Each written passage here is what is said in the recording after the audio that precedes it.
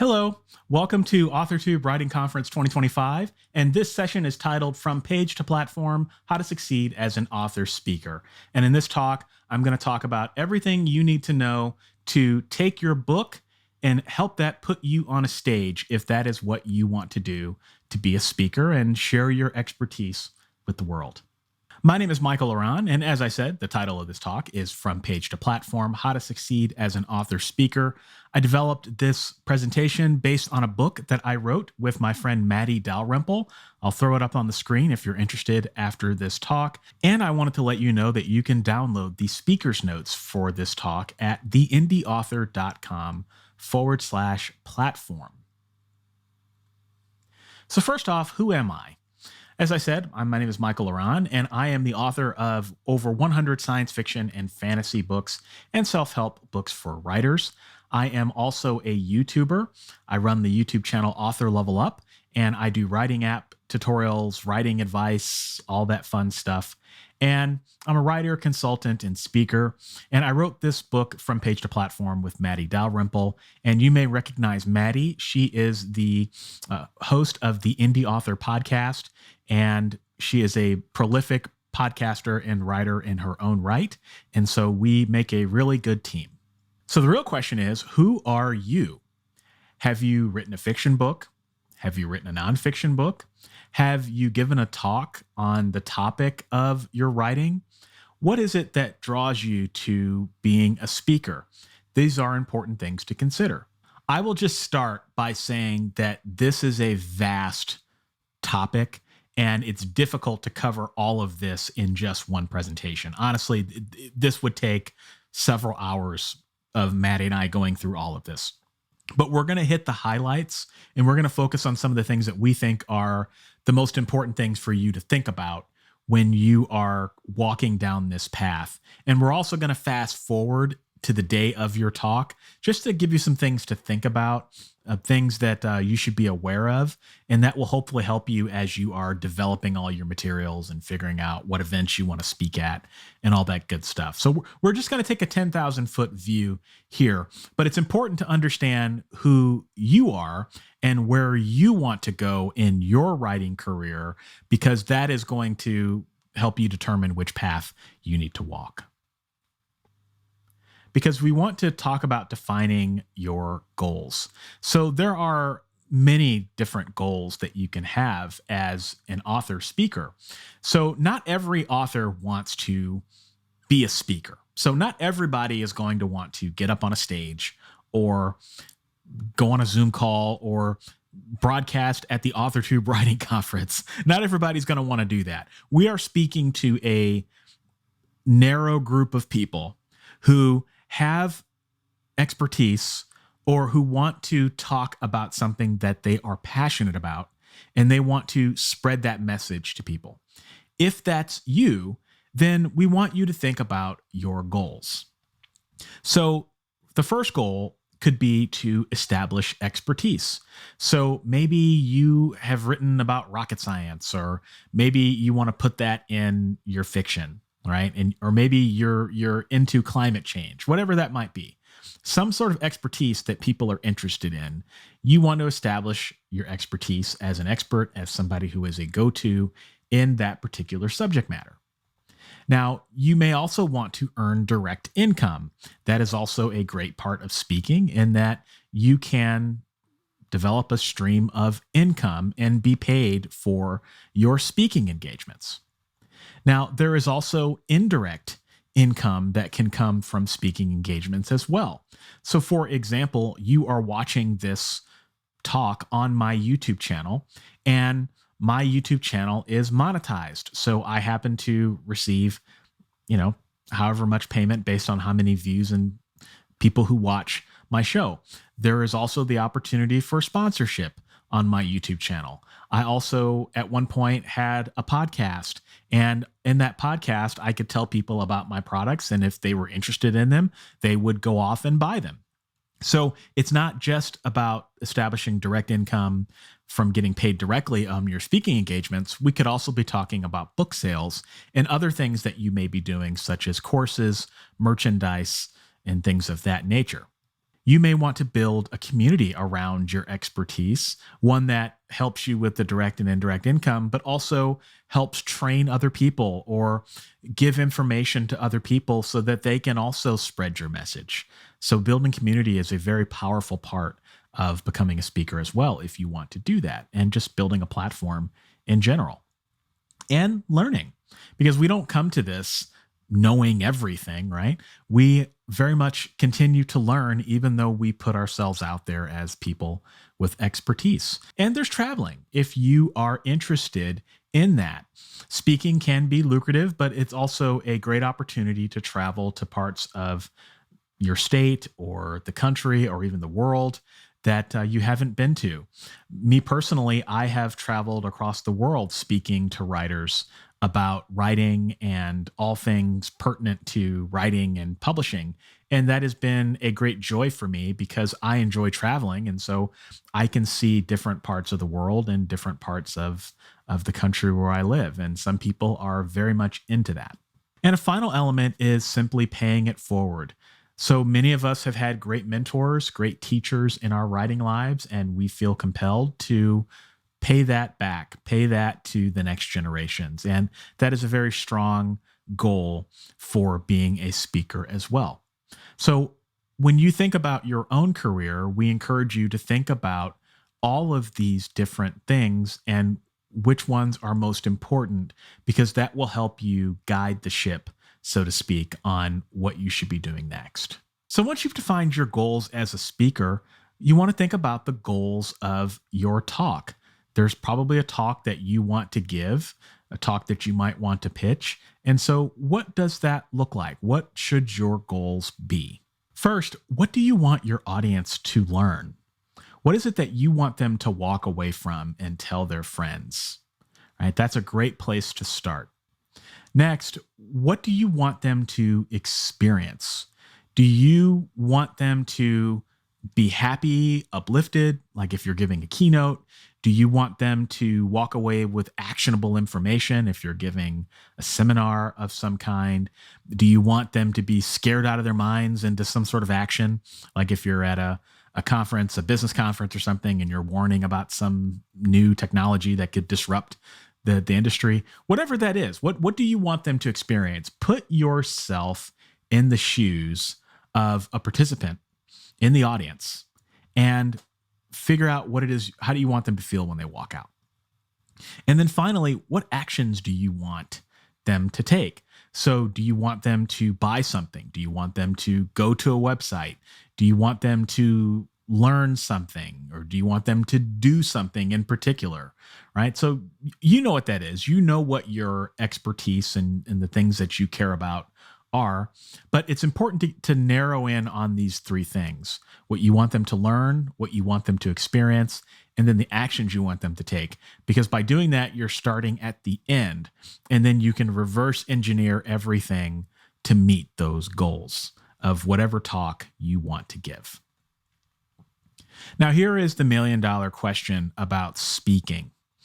Should you speak in person or should you speak virtually? And everyone's different, and there are some things to assess. First, you want to think about time. In-person events require a lot more of your time, which is more difficult if you have a full-time job or a family or other obligations, for example. It may limit the amount of in-person talks that you can do. But a virtual talk, if you want to speak virtually, that requires less time in terms of you don't have to travel, you don't have to pack a suitcase and go off to some place. Okay. You also want to assess money, because that is another important element. Matty and I are both big believers in being paid for your speaking engagements wherever and whenever possible. And that's something you want to think about when you're thinking about in-person or virtual talks. Both can be paid, by the way. And then speaker experience. All right. So some people can be really nervous about being up on a stage, and that's okay. Other people are more comfortable on Zoom calls. And so you just have to think through what works best for you and what you think you would want to do. And everybody knows it. If I say, hey, go speak on stage, and you break into a cold sweat, well, then maybe speaking in person isn't for you. Or maybe it is for you and you just have to figure it out. And then also audience connection. Okay. So there is something about being in an in-person speaking engagement where you can read the energy in the room, you can feel it, and you know when you're saying something that lands, and you know when you're saying something that doesn't land. And you don't always get that in a virtual talk. Now, in a virtual talk, the interesting thing is that it is certainly a more comfortable and cozy environment because you don't necessarily get the same level of audience feedback, which can give you a little bit more confidence, particularly if you're starting out. So we're not here to sway you on either or. I think honestly, our answer is you should consider both. But if you're just getting into it, you want to think about which one would make you more comfortable. And it's not a bad idea to start virtual and then work your way up into in-person, but some people just may want to go for it and look for in-person events. So let's talk about your speaker toolkit, the things that you should develop that will help you for the rest of your speaking career, should you choose to pursue that. The first thing you will need is a media kit. Now, a media kit is a kit that an organizer of a conference can download that has everything that they need about you as a speaker. Okay. So it has all of your headshots, information, your bios, so a short biography about you. It could have links to all of your books. It could also have any documents that you may want to share, any high resolution or low resolution book covers, all of that stuff, anything that a organizer needs to be able to feature you in social media and at the event. This is something we recommend that you put together. Even if you don't have your first speaking engagement, we recommend that you put it together because it shows professionalism, and it also shows organizers how easy it is to work with you. So our logos are at the bottom of every slide here. You can check out Matty and I's press kits. We both have media kits. They're also known as press kits, but you can check them out and borrow from them however you dare. Now, the next thing, and this is going to be included in your speaker toolkit, but it requires a little bit more discussion, is your speaker bios. So everywhere you go, people are going to ask for different levels of bios. Some places may want a one-liner. Some places might want one that's less than 100 words. And then some places might want a full page bio, particularly if you're doing a keynote or something. So writing different biographies of different lengths is just a really smart thing to do because you never know which one they're going to need. And if you include all of them in your media kit, then they can just pick which one they need. And then you don't have to write a bio every single time. Now, a headshot is also going to be included. We recommend a professional headshot if you can do that. And you may already have one that you did for your writing career. And we would recommend using that if possible. But you need not shell out the big money for a headshot if you don't have one now. Just simply have a friend take a picture of you and make sure that that picture is as tasteful and professional as possible. Get a couple of different angles and host that in your media kit as a high resolution and a low resolution file. And if you want some more guidance on what your headshot should look like and other things that you should consider, we do have a section in From Page to Platform, our book, that does go into this in greater detail, as well as everything else that is on this page. And another thing that we recommend that you do is on your website, and this is a really easy way to get speaking engagements, is to have an events page on your website. So for example, if you were to go to my website, authorlevelup.com/press, I have a page on my site that has videos from previous speaking engagements I've done. I list off the different places where I've spoken. I talk about different topics, and I have a link to my media kit. That just makes it easy for organizers to, one, know that you do speaking, two, what you would be like if you're a speaker, and then 3, how to get in contact with you. So make sure that your events page leads to either a contact form or an email address, and that will let people know that you are open for business. And last but not least, we would also recommend that you print business cards. If you don't have business cards, this is a quick and easy way to elevate your professionalism. This way, when you give your first talk, you can give out business cards and people will remember you. If you go to a speaking engagement, you meet a lot of different people at a lot of different conferences. And sometimes it's difficult to keep people's names and faces straight. And so having a business card, and we recommend putting your face on it so that people remember your face, and then all of your contact information so that people can reach out to you if they want to talk. It's amazing how you can give out business cards and then someone will call you a year or 2 years from now with an interesting opportunity. So just print your business cards and just get in the habit of taking them with you wherever you go. Now, you've probably been thinking, okay, Michael, I get it. I'm on the bandwagon for using my expertise. I want to speak. I want to be on stage or on Zoom.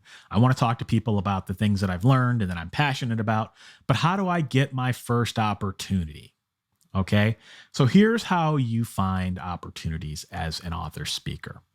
First, go to online searches. You probably already know the different conferences and events that are in your area of expertise.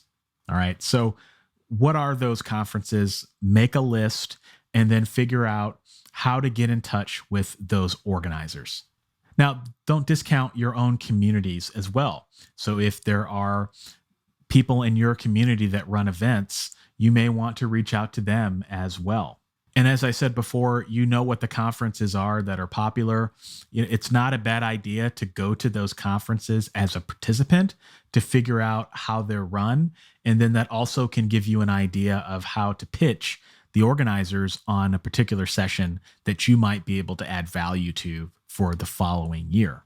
There are also placement services, but that's a little bit further down the road and outside of the scope of our talk today. But just know that there are places out there that can kind of help you, kind of like literary agents, where they can kind of connect you with different venues that maybe you wouldn't be able to get into on your own. So let's say you have found an opportunity and you have made a pitch to the organizer and they're interested, okay? And you're looking at a potential opportunity to speak. Here are some things that we want you to consider. First, consider the alignment with your goals. Is this an opportunity that will serve you in the future, or is it just an opportunity to speak? So, for example, if you have the opportunity to speak at your local Comic-Con,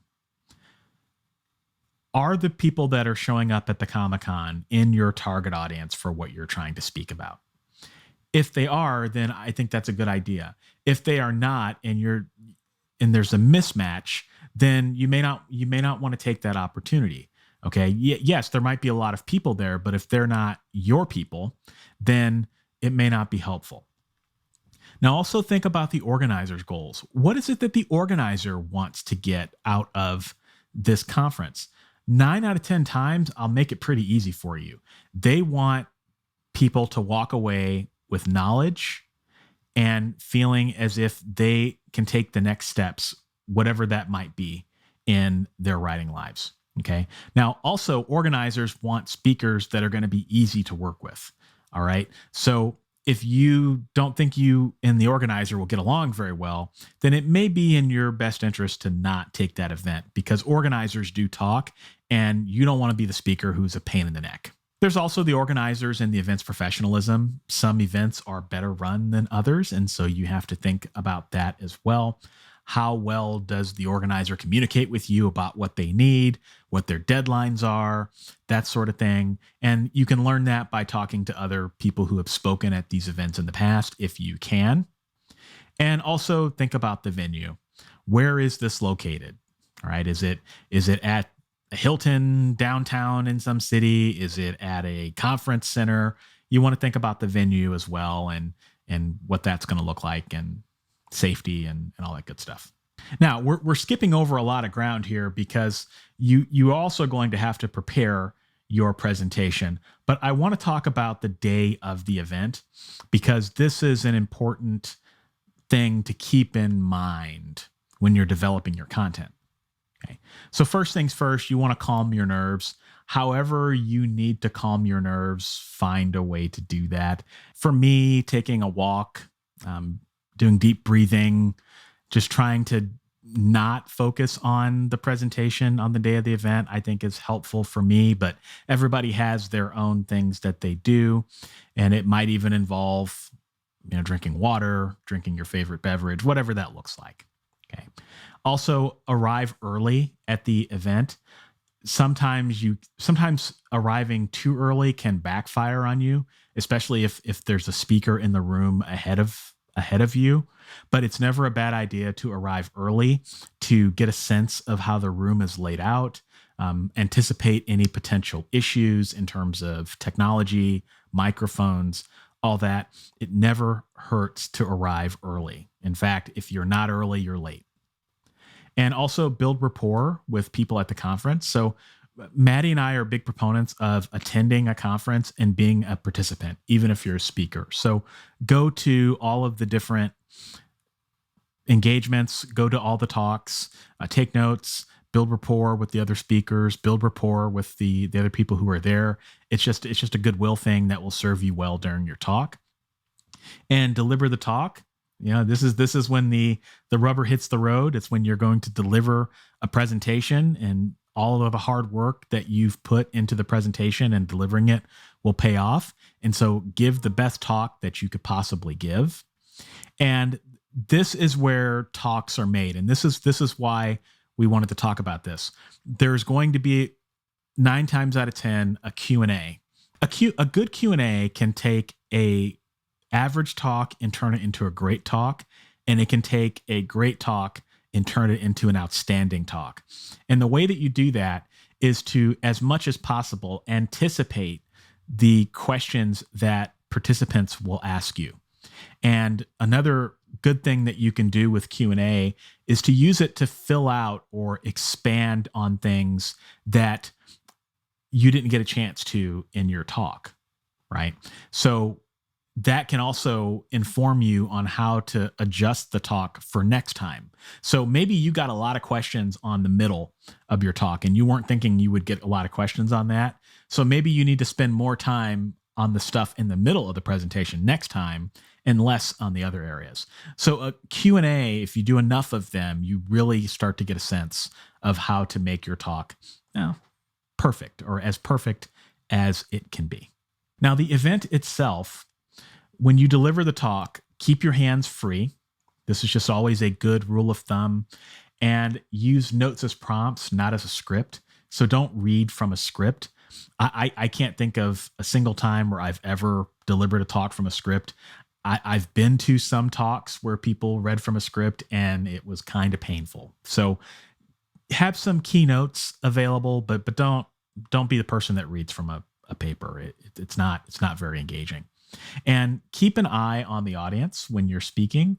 Check for understanding and engagement. As I said before, if you're at an in-person event, you'll know if something is landing. If you'll also know if something is not landing. And sometimes you may have to make adjustments on the fly. And that's just something that you learn with time. And speaking of time, be sure to track your timing. You want to ideally practice your presentation as much as possible so that you know exactly how much time it's going to take, because you don't want to be the person who ends up going way over time. That's never a good thing, and that is a sure way to not get invited back to that particular event. And I mentioned the Q&A, but we talked about that. So just remember, it's not over when you step off the podium.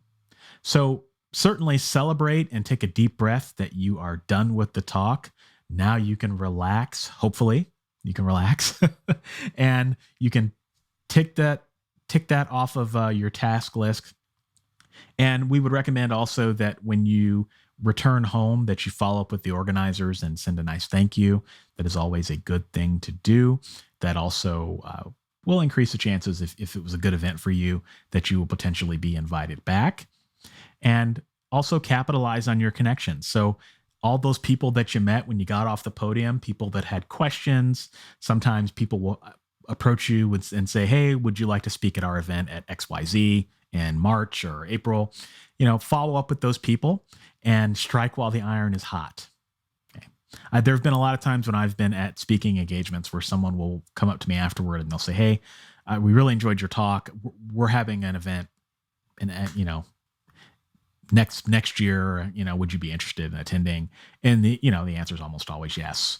All right. So that's a great opportunity when you're home to follow up with them when they're fresh in your memory. All right. So let's talk about some other opportunities. Okay. So speaking is not just about being on stage.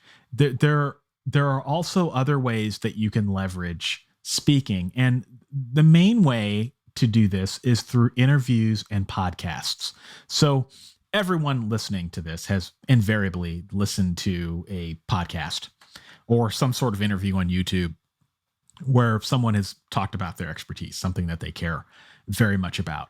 This is a great way to promote yourself. It's also a lot easier than giving a presentation because you just have to talk to somebody. You don't have to put together a presentation or worry about all the logistics that go along with going on a Zoom call or anything like that, or being on stage.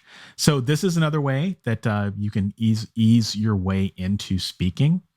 Now, there are also panels. So don't sleep on panels.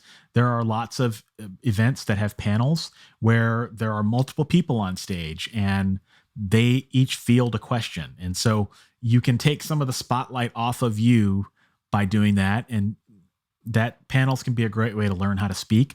There is such a thing as panel etiquette, though. And so we would highly recommend you read our book to learn a little bit more about that, because there's nothing better than a good panel, but there's also nothing worse than a bad panel.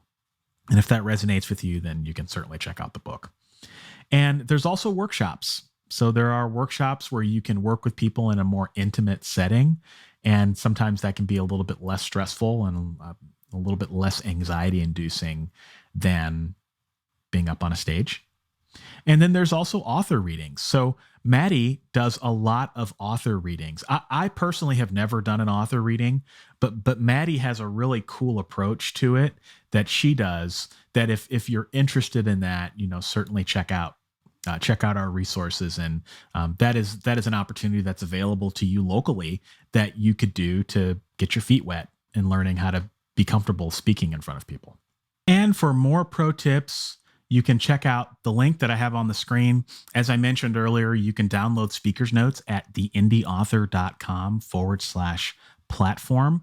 And you can download speaker's notes. And there's also some video interviews between myself and Matty. And we talk about more things related to speaking. And we drill down into more topics that will help you become an author speaker if you want to do that. And some of the things that we talk about include dressing for success, how to deal with hecklers, what you should pack, what should go in your presentations, how your presentation should be laid out, some PowerPoint and keynote tips if you want that. Essentially, Matty and I tried to write the most comprehensive book that we could on everything that we both know as in-demand public speakers. And so we want to help more people do that if they want to go down that path as well. And like I said, we've got lots of videos on that page too that you can watch for free and just learn more information. Okay, friends, we have arrived at the Q&A, and I'm going to answer the most common questions that Matty and I often get about speaking. And unfortunately, I can't be with you live due to an unforeseen scheduling conflict, but I want to let you know that I'm going to answer a few questions.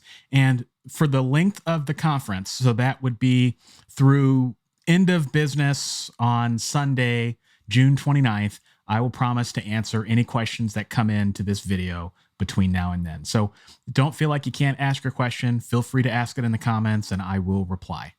So first, most common question that we often get about speaking is, what if I'm not an expert yet? There is a misconceived notion that you have to be a world expert, preeminent, know exactly what you're doing, know everything about your topic in order to be a speaker. And that's just simply not true.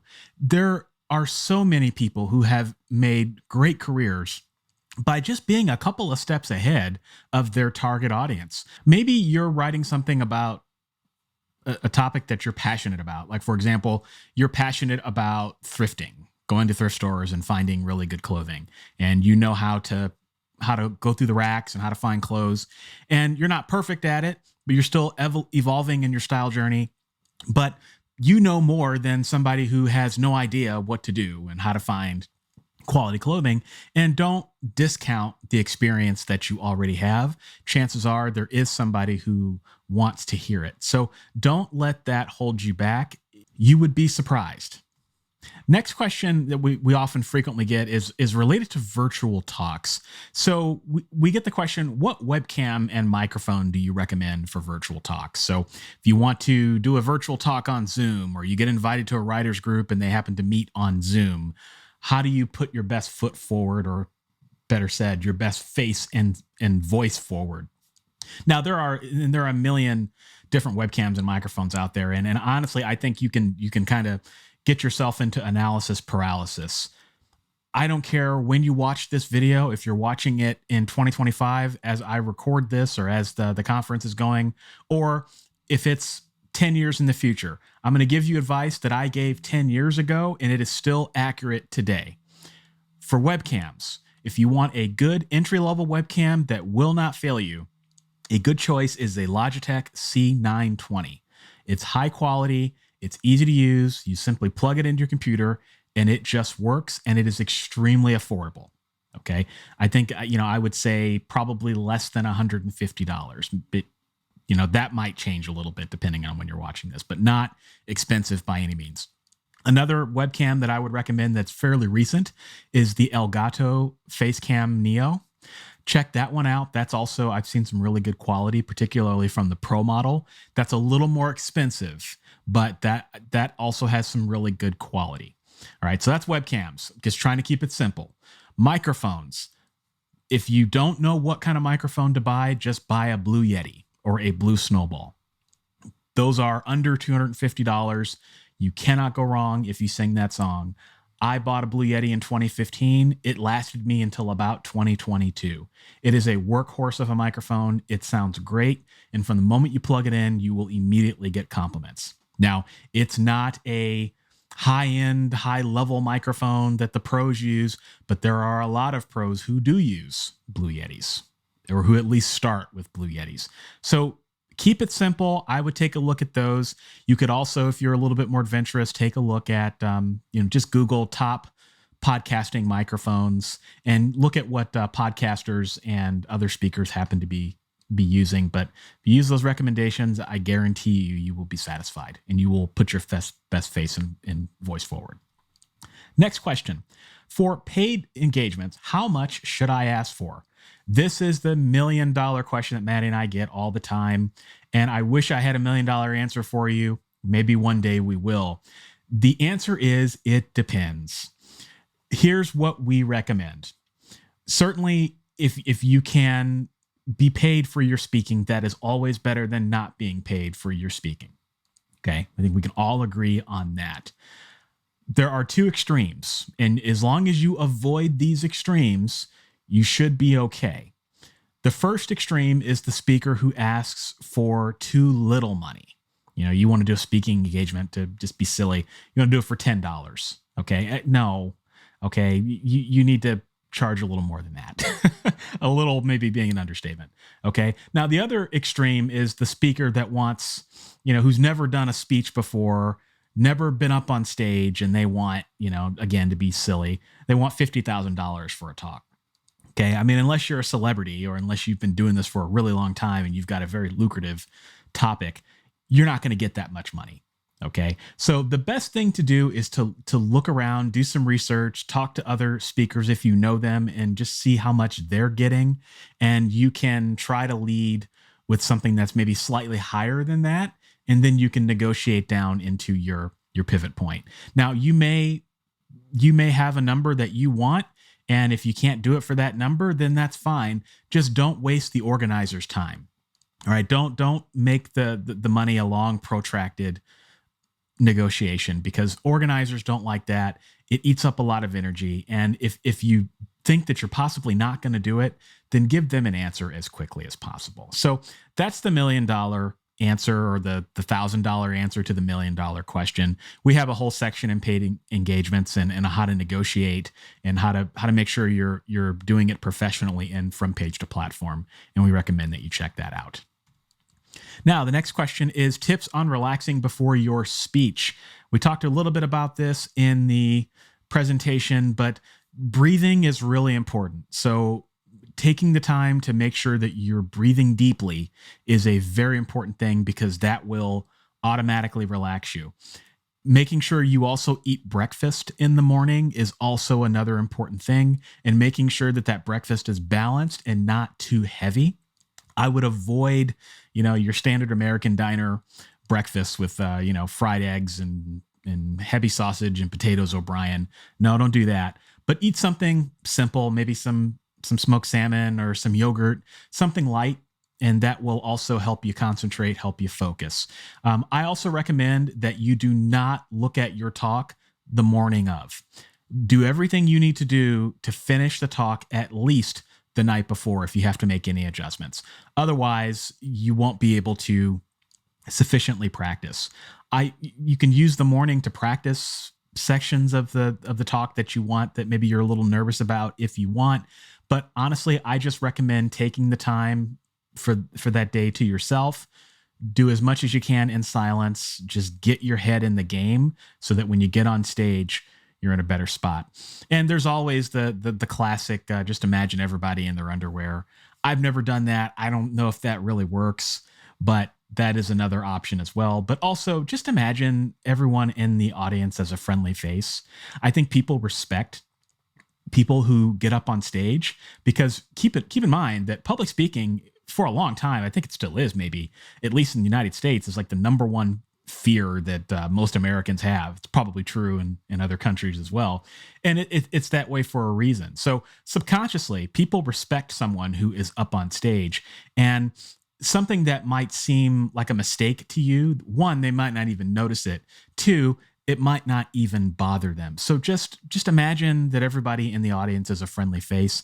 And 9 times out of 10, that's almost always true anyway.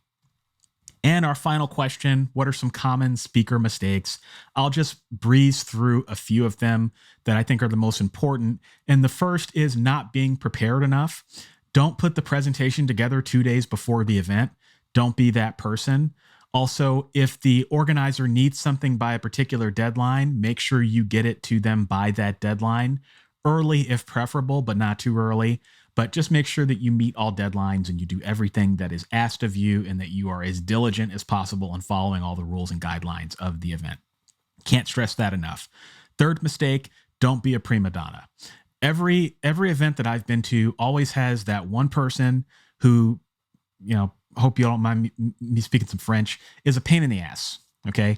Just don't be a pain in the ass, and you will automatically be in pretty good graces with the organizers. Okay. Other things that we recommend is always just making sure you take the time to double check your slides, make sure there's no typos, make sure you're watching things like ums and ahs. We all have our vocal tics, things that we do, and that's okay. But just try to make sure you're not saying and ah every single word. Also, make sure that you're dressed presentably. Make sure that business casual is always, I think, a good starting point. If you're doing more of a formal speech, then maybe you want to be a little bit more formal. But those are just some things that I think if you can do those things, then everything else just falls into little details, and you learn as you go. Matty and I have spoken a lot virtually and in person, and it feels like every time we do, we always learn something that's like, if I had known that 3 speaking engagements ago, I probably would have given a better speech. So this is very much a journey, and it's very much an evolution. And just commit to learning something and getting a little bit better with every time you do this, every time you're on stage, virtual or in person. And I promise you, you will do just fine. And with that, I just want to say thank you for hanging out with me today. If you would like to check out the links that I shared earlier, you can find them in the video description. Thank you for attending Authortube Writing Conference 2025. And on behalf of my co-author, Matty Dalrymple, and we hope that you enjoy the rest of the conference. Take care.